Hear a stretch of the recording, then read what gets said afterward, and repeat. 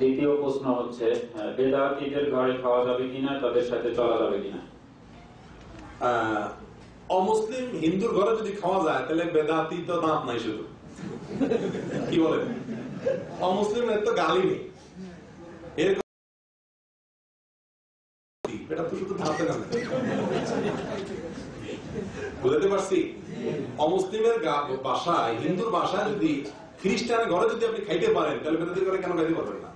ভাই, একজন বেদাতি, তাকে আপনি সম্মান করবেন না, বেদাতি হিসাবে তাকে কি করবেন না, সম্মান করবেন না, কিন্তু তার সাথে সম্পর্ক ছিন্ন করার কোন আদর্শ আমাদেরকে ইসলাম শিক্ষা দেয় না। আপনি বেদাতির সাথে সম্পর্ক ছিন্ন করেন, তার দাঁত লাগাবেন কিভাবে তার গালে? কথা বুঝতে পারছি?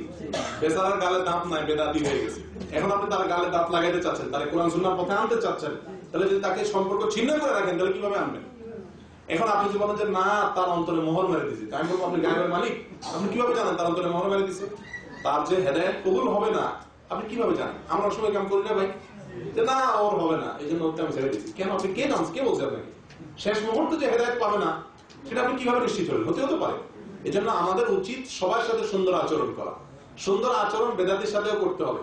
বেদাতি দেখে তার সাথে অসুন্দর আচরণের অনুমতি ইসলাম আমাদেরকে দেয় না, বরং তার সাথে তার হেদায়েতের নিয়তে যদি আপনি সুন্দর আচরণ করেন বরং সব করবেন। জি, আল্লাহ।